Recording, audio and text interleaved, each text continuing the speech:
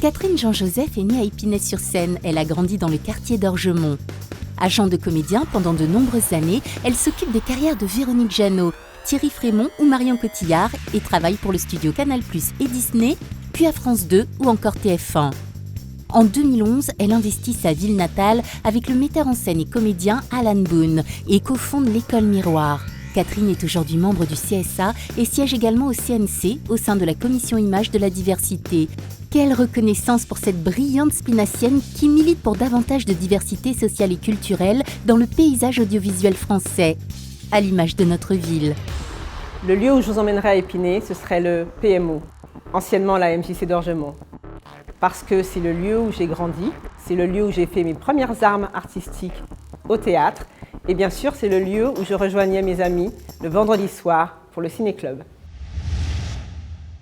Auteur-illustrateur de livres pour enfants, Yannick Beaupuy est déjà l'auteur de 5 livres, dont le dernier était présenté au prestigieux Salon du Livre de la Jeunesse à Montreuil. Cet habitant du centre-ville offre aux enfants des histoires sensibles et intelligentes qu'il illustre lui-même avec des personnages en bois.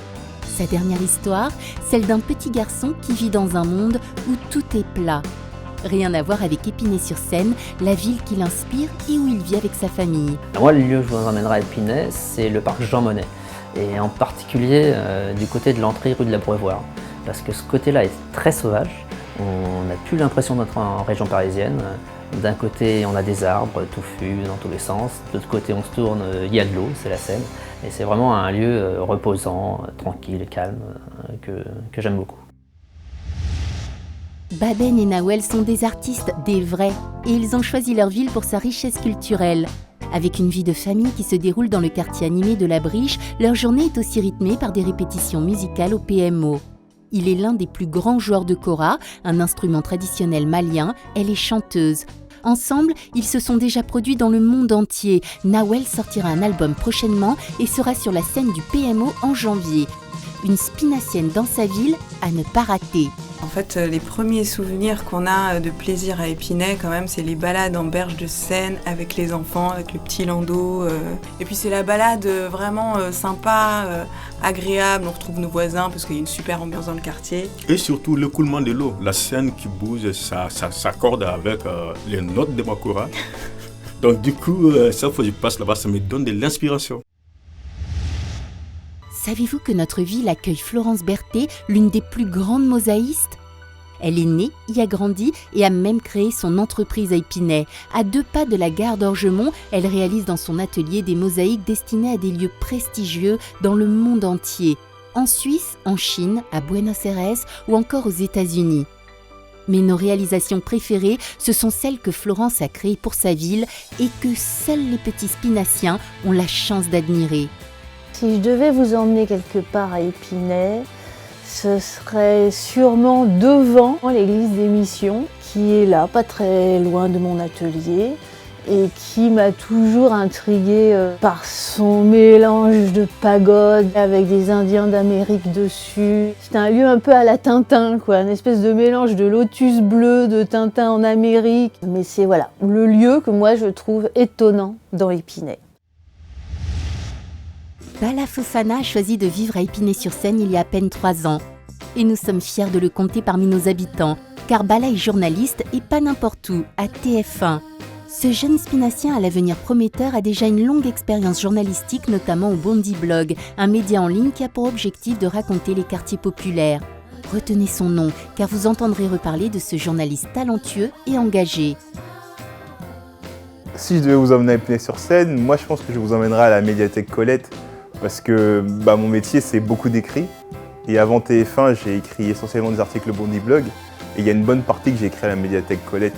Et c'est un endroit convivial, en fait, super sympa, accessible à tout le monde. C'est ça que j'aime bien, c'est que t'es dans la ville avec les gens de la ville, quoi.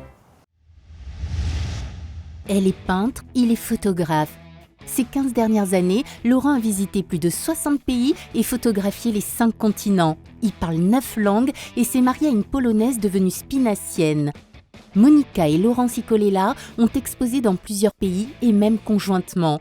Ce couple d'artistes au parcours atypique a posé ses valises à Épinay-sur-Seine il y a plusieurs années. Ils ont 2 enfants et adorent leur ville qui les inspire un peu plus tous les jours.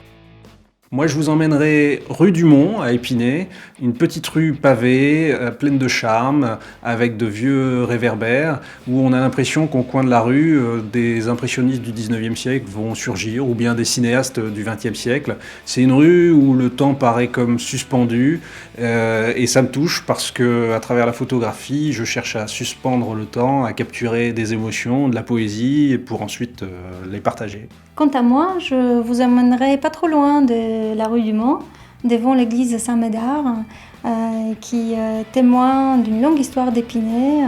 C'est une église pour laquelle j'ai une tendresse particulière parce qu'elle a de belles formes. Je l'ai peint plusieurs fois et je suis toujours très émue de la voir quand je traverse le centre-ville.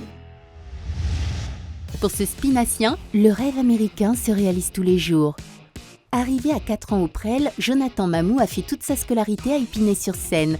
École Jean Jaurès, collège Évariste Galois, lycée Fédère. Son BTS comptabilité en poche, il part 2 ans à Londres en Angleterre pour apprendre l'anglais. Il revient ensuite à Épinay avant de tenter sa chance aux États-Unis. Après avoir travaillé dans le secteur du luxe chez Vuitton et Chanel, Jonathan ouvre un food truck à Chicago. Sa crêperie fait aujourd'hui un tabac dans le Southside à quelques encablures du lac Michigan.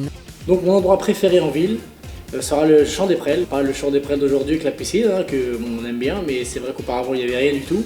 Et ça nous a rendu très créatifs, donc on y allait tout le temps. Moi et mes amis, on a des bons souvenirs de 98, la Coupe du Monde, où des jeunes de Rio de Janeiro étaient venus. Ça nous a permis de rencontrer des jeunes d'un univers complètement différent, et ça c'est le meilleur souvenir.